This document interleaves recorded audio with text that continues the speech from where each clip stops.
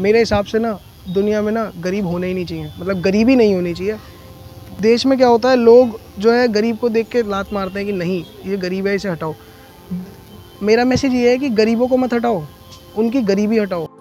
महज 21 साल के ईशान चावला और उनके भाई अनमोल ढींगरा ने इसी नेक सोच के साथ मेरठ में फीड फाउंडेशन की शुरुआत की, जिसके तहत वो गरीब लोगों की सेवा में जुटे हैं। वे बाकी वॉलंटियर्स के साथ मिलकर गरीबों में खाना, कपड़े जैसी ज़रूरी चीज़ें बांटते हैं। सन 2019 में हमने ये फाउंडेशन स्टार्ट करी थी, ये सोचते हुए कि जो हमारे पास एक्स्ट्रा है वो गरीबों के लिए इनफ है। फ्रॉम एक्स्ट्रा टू इनफ का मतलब यही है। और 2019 से लेकर 2022 तक का सफ़र हमारा इस तरीके से रहा है कि हमने 7 राज्यों को कवर करते हुए खाना वितरण का काम, बच्चों को पढ़ाने का काम, कपड़े वितरण का काम करते हुए और सामाजिक सेवा के काम करे हैं। और 2019 में हमने सबसे पहले शुरुआत करी थी सितंबर 19 को, और हमने खाना बांटा था रात को स्विगी से लेकर, जिसमें हमारा एक्स्ट्रा फूड था और हमने उसे गर्म करवाया और उसे हमने बांटा। तो 40 लोगों का हमने खाना सिर्फ 40 रुपीज़ की जो हमने यूज़ करे थे, जो हमने गर्म करवाने में लगवाए थे, वो लेके डिस्ट्रीब्यूट करवाया था। धीरे धीरे शहर के रेस्टोरेंट से बचा खाना इकट्ठा कर ईशान और उनकी टीम इन गरीबों में बांटने लगी। कोरोना के टाइम में जब सारे रेस्टोरेंट्स बंद थे तो उन्होंने अपने घर पर ही खाना पकाकर ज़रूरतमंदों तक पहुंचाया।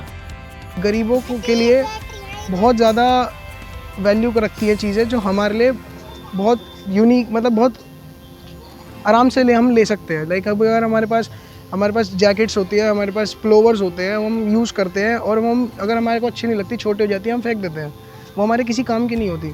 तो हम क्या करते हैं, इनको देते हैं और इन लोगों के लिए वो चीज़ इतनी यूज़फुल होती है, वो ठंड से बचाती है और इनको अच्छा लगता है कि इनको भी कुछ कपड़े पहनने को मिलते हैं। इसके अलावा फीड फाउंडेशन ने गरीब बस्तियों में रहने वाले बच्चों को पढ़ाने का जिम्मा भी उठाया है, जिससे वे भविष्य में भीख मांगने पर मजबूर न हो। बस्तियाँ होती हैं, स्लम एरियाज़ होते हैं, वहाँ के जो गरीब बच्चे होते हैं, जहाँ वो ना वो स्कूल जाते हैं, वो भीख मांगते हैं सड़क पे। तो हम उनको एक प्लेटफॉर्म देते हैं जिससे वो सीखते हैं basic education of English, maths, Hindi, और उन्हें आगे चल के ये हो कि उन्हें पता होना चाहिए कि वो कहाँ से हैं, किस देश में रहते हैं, सारी उनको हिस्ट्री बताना। इस तरीके से हम काम करते हैं एजुकेशन फील्ड में। हर संडे हमारे कैंप्स होते हैं। गरीबों की मदद करने के साथ साथ ईशान और उनकी टीम ज़रूरत पड़ने पर सड़कों पर रह रहे कुत्तों को भी रेस्क्यू कर उनके इलाज और खाने पीने का ध्यान रखती है।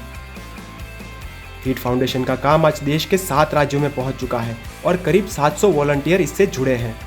ये सभी लोग अपनी पॉकेट मनी और फंड रेज करके गरीबों की मदद कर रहे हैं।